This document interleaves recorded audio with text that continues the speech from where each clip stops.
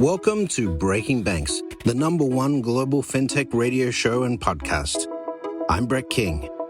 And I'm Jason Henricks. Every week since 2013, we explore the personalities, startups, innovators, and industry players driving disruption in financial services. From incumbents to unicorns, and from cutting-edge technology to the people using it to help create a more innovative, inclusive, and healthy financial future. I'm JP Nichols, and this is Breaking Banks. This week on Breaking Banks, we spotlight our sister podcast, Banker's Bookshelf, hosted by Paolo Sironi. In this episode, Paolo sits down with frequent Breaking Banks contributor Leda Glyptis to discuss her latest book, Beyond Resilience: Patterns of Success in Fintech and Digital Transformation. Drawing from candid interviews with leading entrepreneurs, Leda moves past the typical success stories to uncover the raw realities of building groundbreaking ventures. She offers an honest explanation of digital transformation, the lessons learned, the inevitable mistakes, the course corrections, and the profound personal and professional growth required. Leading fintech transformation demands more than sheer resilience. It's about wielding control amid chaos, maintaining consistency and integrity, and standing firm. Buongiorno a tutti and welcome to this episode of the Banker's Bookshelf.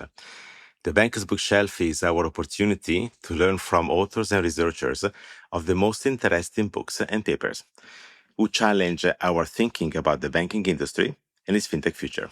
My name is Paolo Sironi, and today I'm pleased to have with me Leda Glyptis. Leda, welcome to the show.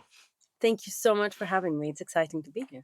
Leda, you're one of the most respected voices in fintech. You're a former banker, you're a trailblazer, and I adore your blog and your writing. You're truly talented. So it's a pleasure and an honor to have you here at the Banker's Bookshelf. Now, I believe you don't need introduction, but for people who never encountered Leda, she's not just a storyteller. That would be a diminutive. She's a reality teller. That means she basically has the talent to tell us the truth, the important things that sometimes scare bankers or entrepreneurs in ways that are truly inspiring. So that's why I believe today's conversation is important. And as this is the first episode of 2026, we could not start the year without this wonderful bang. So welcome to the show, truly. Thank you so much for having me. And it's amazing to hear this kind of praise, particularly coming from you. So I really appreciate that. As you say, I've made a career out of pointing out the thing that we're probably all thinking, but nobody was saying.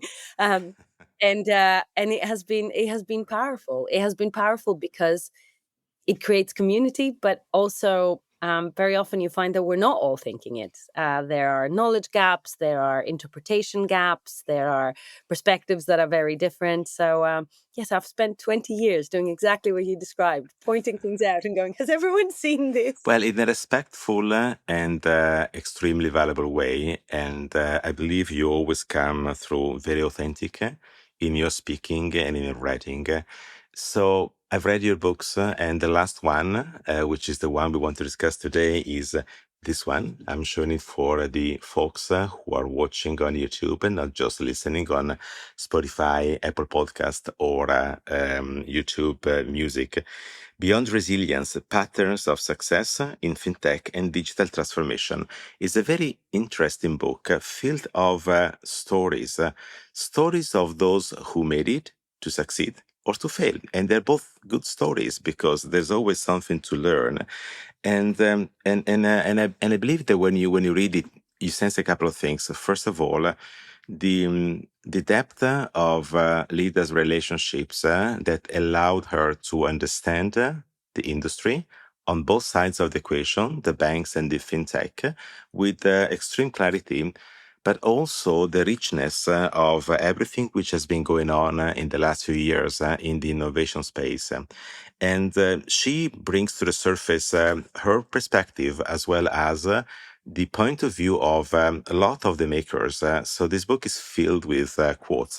And I think that what I want to do today is the following. I selected a few quotes of people that contributed to leaders thinking. And I want to bring some of this to the surface and start our commentary this way, in a way that we can all learn a bit more about what's inside this book. And of course, this is my first book recommendation of 2026, Beyond Resilience, Patterns of Success in Fintech and Digital Transformation. So I'm sure that you will all want to go buy it and read it by yourself. So Leda, let's start. What is your elevator speech? Why should people read this book? My elevator speech is the reason why I wrote it. As you say, I've been writing and speaking a lot from the point of view of a practitioner who's mostly very frustrated. So most of my work and thinking and speaking in my first book was all around failures, all the reasons why digital transformation fails, all the reasons why digital ventures fail. And I had a moment where I was like, well, actually, okay, we mostly fail, but not fully. And it's been 20 years of digital journeys, and there are enough success stories that we can ask the question, is there a pattern to success? We know there's a pattern to failure, and we keep falling for the same patterns. That's a story for another time. But even though success stories are not as frequent as failure stories, they're frequent enough for us to say, do they have things in common? Can we learn something that can drive our behaviors differently? And the answer that I get from all the stories in the book is, yes, there is absolutely a pattern, and it involves doing a lot of hard things consistently and over a long time. So there's no silver bullet, but there are some incredibly insightful stories that are actionable. They're not just these one-off stories of success. That was a long elevator ride, but I think that's the last thing I want to leave with people, that if you pick up this book, some stories will make you go, oh, wow, that person got lucky or unlucky. But quite a lot of the stories, in fact, the majority of the stories, are immediately actionable should you choose to action them. Well, Leda, in my small career, I've been a banker myself. I built a small company, Fintech called Capitex in Germany, and now I work for IBM. So I reinvented myself a few times. My Fintech was not a startup in that sense. It was more a scale up. So my ambition was not to build and sell, if you like, or I never thought of being super big or unicorn. I started doing something that I wanted to do, and that made me happy, and that worked out for me, though that was sold, is not there anymore in the market. But a lot of people look at just the flashing stories of the big unicorns. So there is this quote that I've been reading that drew my attention by Alex Johnson. Researchers have discovered that you're more likely to go bankrupt if someone in your neighborhood wins the lottery. Over the last 3 years, a bunch of folks in fintech won the lottery. And now we're all going bankrupt. Found it very funny and revealing. So Yeah. what can we say about this? It's funny because it's true. It's actually taken from one of Alex's articles, and I messaged him and said, look, I'm using this for bait. Obviously, I'm attributing, I'm quoting. It's well written, it's funny, but it's also true. And it really captures the fact that there was a moment of collective drunkenness, I think, in the industry, where we all drank our own Kool-Aid, right? We all believed a narrative of entrepreneurship and greatness. And there was a moment, I don't know if you remember it, it's quite a few years back now, where people were quitting their jobs right, left, and center. There was an immense amount of capital being pumped into fintech by mostly VCs, but also corporate venture capital. People were finding partnerships a little easier to come by than normal. The regulators were not necessarily making things easier, but they were leaning in, having more dialogue. And there was a moment where the narrative that, you know, you should move fast and break things, and you should go big and not believe the naysayers and find a way. We all, as an industry and beyond, believed it. I also quote from the Theranos story in that same chapter in the book, because the reality is we allowed some of that to go too far. We pumped money into ideas that were never going to work because they don't have the right target addressable market sizing, or they don't have the right cost base, or they just don't have customers who are willing to pay for this solution, or as Theranos proved, that are just scientifically implausible. And we allowed that to go on for a very long time. And then there was a moment when Alex wrote that piece that you quote from, where the emperor was found to be naked in a couple of situations. We had the SVB failure that turned out to be a risk modeling failure more than anything else. There were a series of failures that were quite spectacular, and everyone went, oh my God, is this whole thing a bubble? Well, definitely there are success stories, right? And it's not that I want to discount them, but in my work life, every year I meet hundreds of bankers between CEOs and CIOs and other execs everywhere in the world, and most of the guys look for the most prominent stories as a source for inspiration. And I like to tell them that although it's relevant to know what JP Morgan does, for example, JP Morgan is a true liar among the big banks. They have 10% less efficiency ratio than the other big banks, which is not easy for the incumbent. Or they want to know what Nubank does. I love Nubank a bit more than Revolut, if I can say. Their business model is pretty clean, but nowhere in a market you can have 200 million customers available to you, and they got 130 million on their platform, and being capable of growing that way. So you also need to understand where you are in. So those can give inspiration, but not necessarily are a model to copy. And what we saw is that the main narrative in the fintech world was grow, grow, Yeah. grow.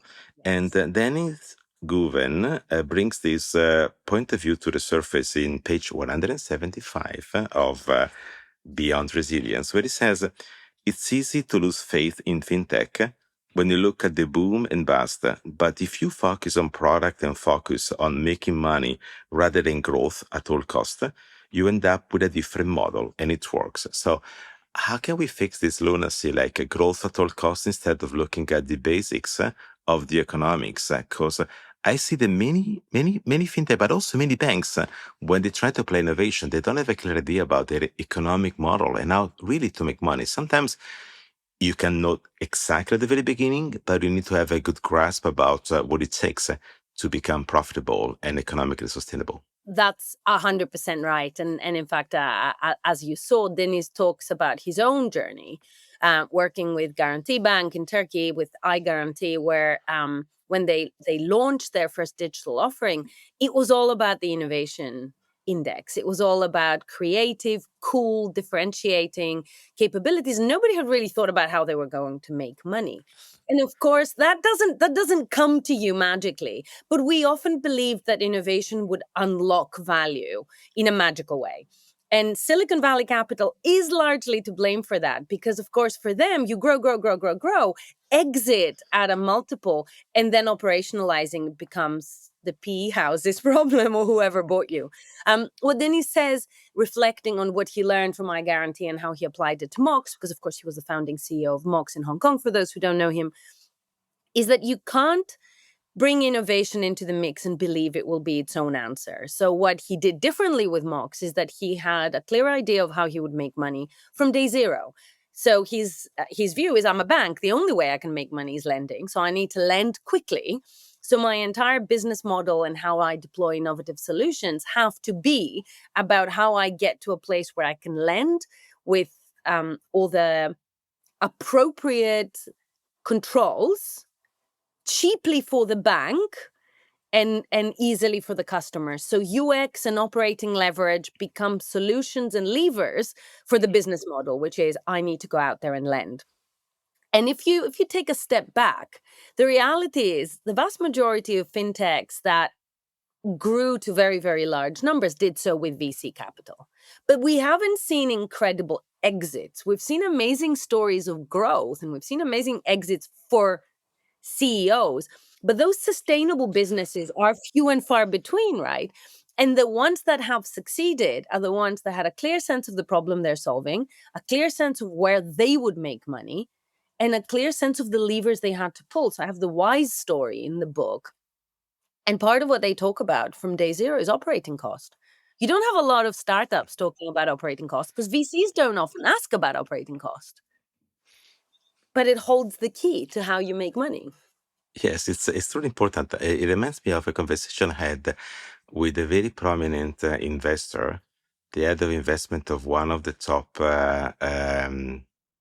VC funds in the US back then in 2016. Just not mention the person for confidentiality. But he asked me why he was not selling that much of his portfolio, though he had wonderful fintech startups in his hands, and he was looking at banks primarily as acquirers. And I said, don't be confused. Banks might make money, but they don't have capital. So you got to understand that. So the exit strategy was not well placed as an opinion, and there was the source of a lot of misunderstandings in fintech in the way they were building their solutions. So definitely they had to think in terms of being a scale up more than a startup, and it's a different mindset. And many just got trapped into the narrative of the fintech per se or the startup story. And to do so, I think it demands a very adaptable mindset. Like, first of all, you said it right when you talked about the economic model, the protect expenses. Innovation is a mindset, is not a business model. Technology is not a business model. A business model is something else. And here and there in the book, all of this comes to the surface with very catchy examples. And I like to go to another quote that got my attention. And it got my attention because I remember I was talking to the CEO and founder of Betterment, one of the largest robo advisors in the US in 2017. And the question from John was why we're not growing as much as we were growing before. So we got to the conversation where I invited him to see the gap between their narrative and their real client. So they were all bragging about democratization, inclusiveness, so in terms of financial opportunities and so on and so forth. But their primary customers was a 50 years old almost guy, 50,000 almost money invested in a portfolio, 401k type of decision-making process or retirement. And then I invited them to see the fact that maybe not all of the customers out there would be totally digitally inclined. A, because they may not be. B, because maybe it was too early. So I said you need to be capable of contradict your narrative. So don't just think about digital only. Your first customers are not necessarily representative of the real client out there. And then they move into, not just because I said that, I think they were doing that type of analysis into an hybrid model, and they started growing again very, very large.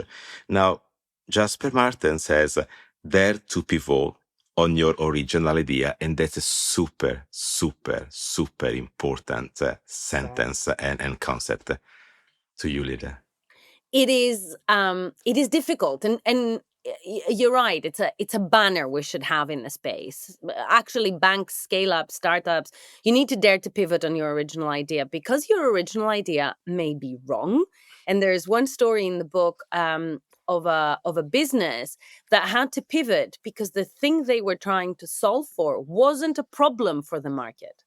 And the CEO, who had a successful exit afterwards, and he could reflect back, he said, I was very passionate about solving for this information and power asymmetry in the market, but the people I was trying to solve it for were benefiting from it. So actually, I was right in my solution, but I was wrong that it was a problem. And the point Jasper is making is it might not be as stark as that, but your market will keep evolving. You may have some nuances that are wrong. You need to constantly challenge yourself and pivot when you find that either the thing you're solving for is not a problem, or it's not a problem for a big enough size of the market, or it's a problem, but the market is not willing to pay what you need them to pay. And I think that's the other thing, right? We build these stories about target addressable markets, but the reality is markets shift, particularly consumer markets. Their needs, their preferences change, and things that they would like to have, they might not want to pay for. So these validation points mean that you will constantly need to challenge yourself, and you might have to pivot because you're too early, as you said, or because you're wrong. Yes, or like a clear example is Facebook, by the way. I don't know if you ever watched the first pitches of Mike Zuckerberg about what Facebook was meant to be. I remember there was an interview, was it 60 Minutes or another US program?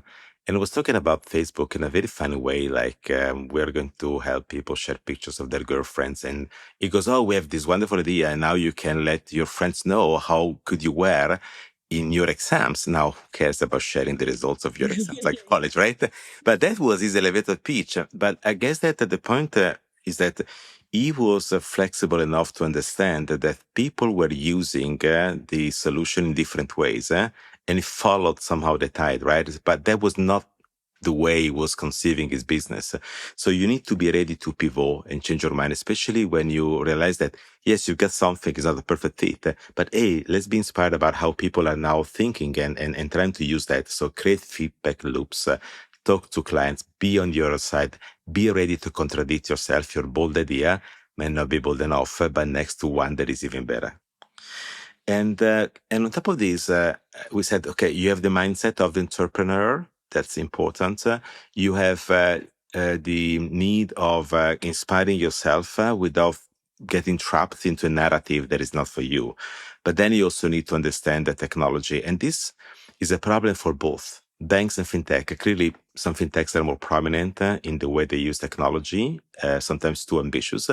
Banks know how to use technology, but not necessarily they see the full picture because they're so much ingrained into doing this and that, the head is down, so difficult to see the full landscape. And there is this quote by Anthony Jenkins, which I believe is relevant. What he says in the book is, Zoom and Microsoft Teams have enabled us to work remotely, but actually what really enabled remote work was high-speed broadband. When thinking about tech change, you need to think about tech stacks on top of each other. You need to understand the fundamental technology you are relying on and the relationships of dependency. Leda, clear example. So many banks work with AI. Not many banks work with data. You can do AI without data. Oh God, yes, so true. I actually worked with a bank who was trying to create something sexy around their PSD2 strategy. Remember back in the day? Oh, making PSD2 sexy is quite Making challenging. PSD2 And I remember working with them on this and realizing very early on that the divisions that we had at the table and the budget we had for compliance and some creativity around it did not stretch to data. And we were being tasked with creating an API strategy and PSD2 compliance without any budget or approvals for data governance.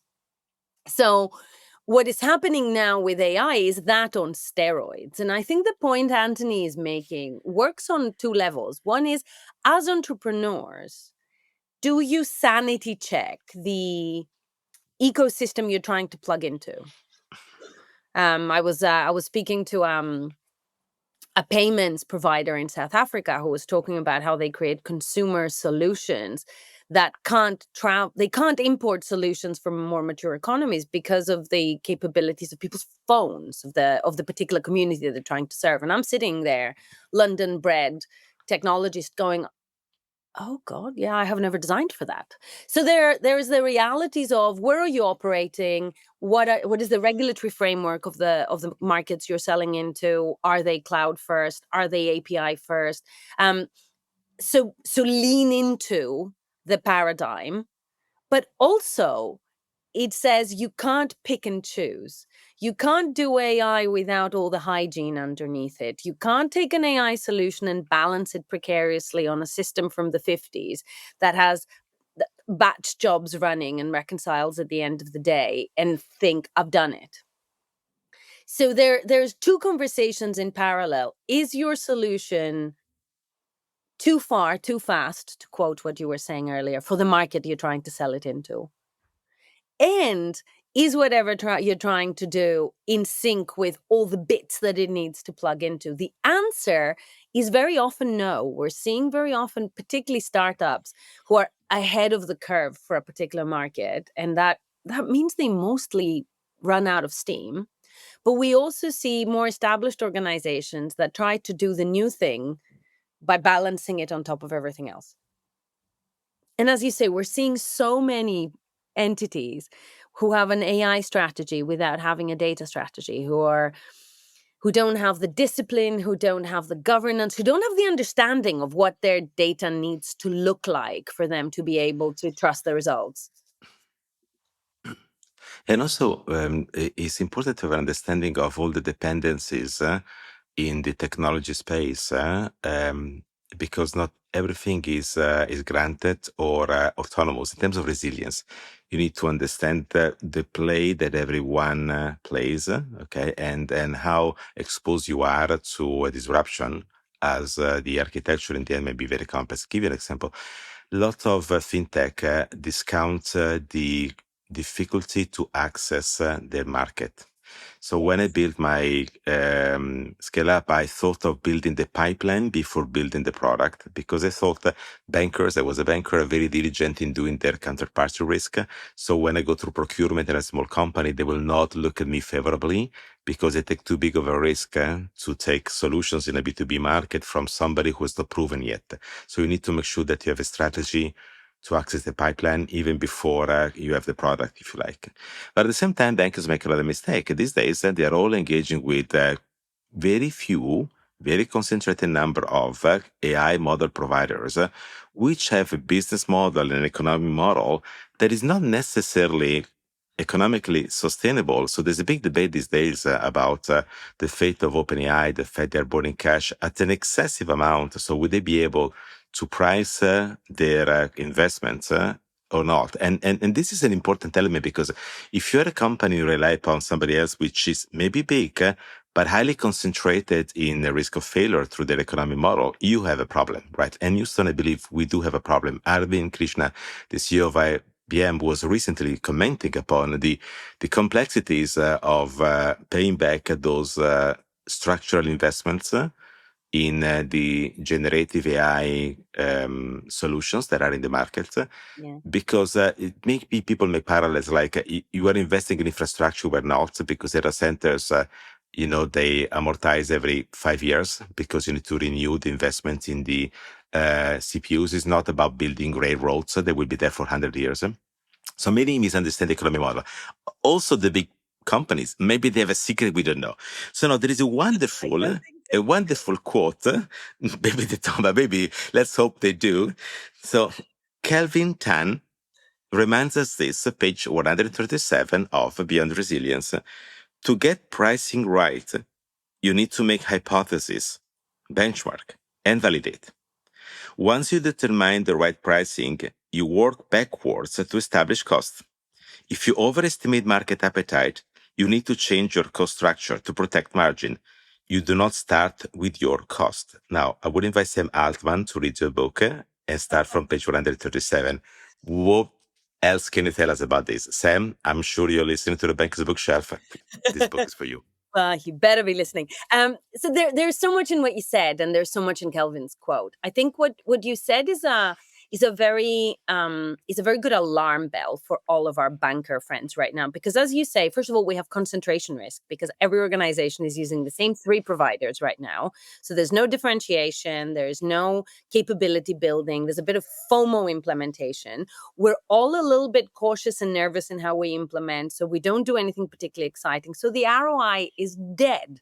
And the reality is people will look at this in a couple of months as they're doing their budgets for next year and go, this isn't working. So reading Kelvin's words is very, very important right now, because the reality is when we are creating new capabilities, we make a whole host of assumptions about what it needs, what the market can pay for it.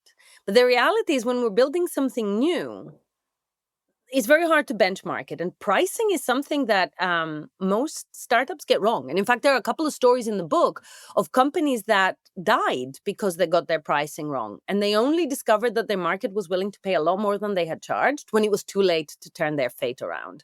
And what Kelvin says is, don't guess. Take advice, benchmark, and go out into the market and validate when there is still time to do something about it. And I think that's the most valuable thing to take away from what Kelvin is saying, because he says you need to go out there and validate your assumptions and be willing to flex on your operating cost if you find that the market can't sustain your price point, to change your target strategy in terms of your addressable market, your geography, your segment. You need to go out there and validate and then be willing to act on the feedback. And that's the hardest thing, because invariably, I've worked with a lot of startups that are way too expensive for their market. So they go, right, we will only sell to tier 1 banks for enterprise contracts. And it's like, right, I'm glad you solved it. Rather than saying, okay, the people we thought we're building for don't have this problem or don't want to pay this much. What can I do to make it appealing to the people who are willing to pay, or to make it cheaper? And Kelvin's point is, go out, validate, and then come back and adjust. And that's the hardest part. Can you and will you adjust your price and your operating cost to protect your margin? You should, but many don't. Leda, thanks for the opportunity you gave us to provide some insights to our audience, including Sam Altman of ChatGPT. And this is the first episode of 2026, so I'm super glad that Beyond Resilience is my first book recommendation for this year. I invite everyone to follow Leda Glyptis, whatever is the social media platform you use. I typically share her commentaries on LinkedIn. Go on Amazon, get this book, Patterns of Success in Fintech and Digital Transformation. That is really my recommendation for this January. Leda, thanks for being on the Bankers Bookshelf. Thank you for having me.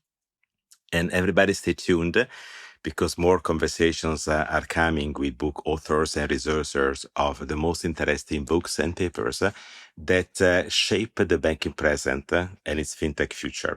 If you want to receive a polite notification about our new episodes, you can just subscribe to the Bankers Bookshelf on your preferred streaming platforms. We are big on Spotify, Apple Podcast, Amazon, and also YouTube. Arrivederci tutti, and enjoy the jingle. That's it for another week of the world's #1 fintech podcast and radio show, Breaking Banks. This episode was produced by our US-based production team, including producer Lisbeth Severance, audio engineer Kevin Hersham. If you like this episode, don't forget to tweet it out or post it on your favorite social media, or leave us a 5-star review on iTunes, Google Podcasts, Facebook, or wherever it is that you listen to our show. Those actions help other people find our podcast, and in return, that helps us build an audience that can be supported by sponsorship, so we can continue to provide you with our award-winning content every week. Thanks again for joining us. We'll see you on Breaking Banks next week.